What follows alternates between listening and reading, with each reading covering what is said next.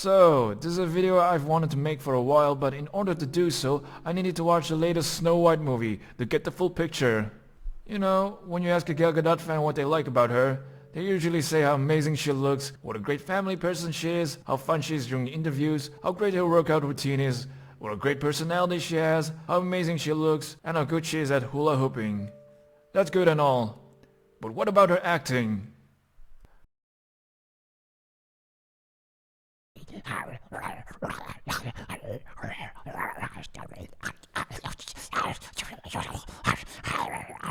So, contrary to what the title of this video implies, this is not necessarily meant to tear down Gal Gadot's acting skills, although there will be a lot of that. So, let's take a look at Batman vs Superman, the movie that put her on the map. Keeping Up with the Jonases is supposed to be an action comedy movie, but it can't keep up with the last because I don't even remember laughing even once during this movie. This was the first time where I saw a sign of an actress with limited range. Can't keep the audience interested? Just become eye candy. In what almost seems like an homage to Megan Fox's bra and underwear scene in This Is 40, the movie unapologetically has Gal Gadot go from one costume change to another and have her serve as eye candy. This movie will only be remembered for the lingerie scene. The first Wonder Woman starts with a Wonder Woman that's sheltered from the outside world. Gal Gadot often has a confused and naive tone in her demeanor, and it works in her advantage. Because this is supposed to be a fish out of water story, and at one point she was commended on her performance. Turns out that wasn't acting apparently. She still has a tendency to do a lot of mouth breathing and often displays a lot of dull surprise. According to tfwiki.com, dull surprise can be surmised as a vapid empty look where you can just hear the character in question going "Gah" while waiting for the next neuron to fire in their puny brain. If anything else, it was Chris Pine holding it together, along with the rest of the actors doing their best to accommodate for Gal Gadot's acting movie. Then there is this scene in Wonder Woman 84 where Gal Gadot just strolls in looking like an android about to kill Kristen Wiig. And I'm like, run, bitch! Run!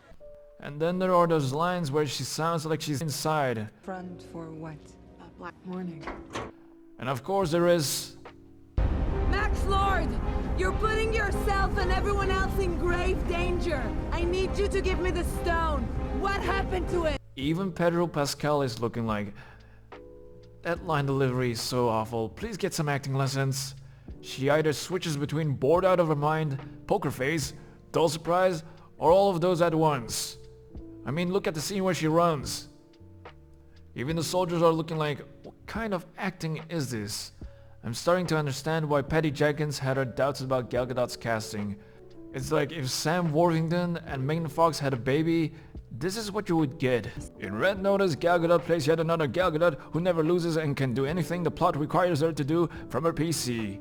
The only thing that differs from scene to scene are her clothes and the angle of the eyebrow she borrowed from The Rock. Maybe that's my problem. You know, like in Keeping Up with the Jonases, and being mysterious and flirty with men like in Batman vs Superman. Shall we celebrate? And enough champagne to fill the Nile. This might sound like a backhanded compliment, but her line delivery is comparatively better here than in some of her previous movies. Mostly. It does help that she's allowed to speak at a slower pace because most of the time she speaks with a bedroom voice. And it's also the power of ADR that softens the blow. You two share a special bond. Otherwise, why would you risk your lives together attempting to steal the egg? Isn't that right, Agent Hartley? Death on the Nile is a prime example of simply not wanting to put in the effort.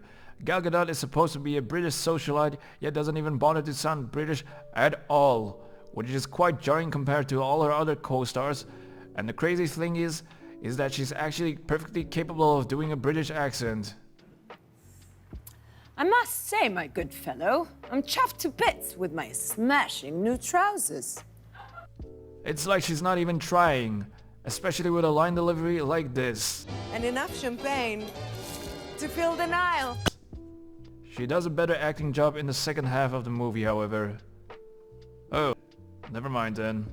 I'm gonna lump the Flash and Shazam 2 together cause she's basically on autopilot in those movies. And all she does is pose and cash in the check. This movie almost fooled me.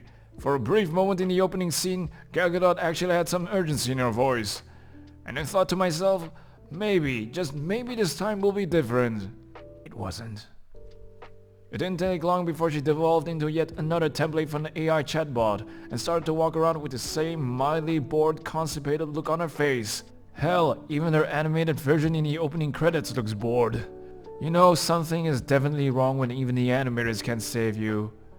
It did make me realize that she would make for a great Terminator though.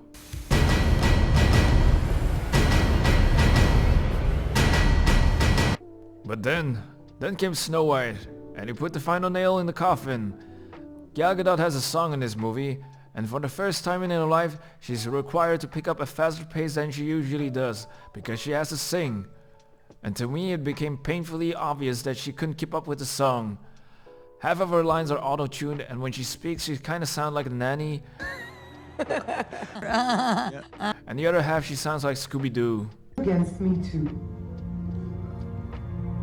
Are you? Yes or no?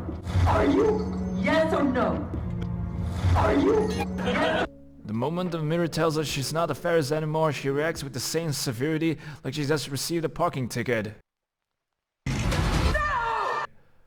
While most of her previous movies were able to muffle away a lot of her flaws in her acting, this movie really highlighted a lot of those flaws.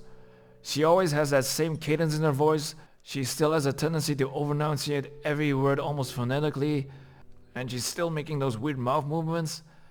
And when she doesn't know what to do, she simply just regresses back to her supermodel training. So, are there any positive things to say? Yes. She used to have this lisp. Are you one of those boys who prefers cars to women? But you can't hear it anymore in her most recent works, so that's definitely a positive. And also... well shit, that's all I got.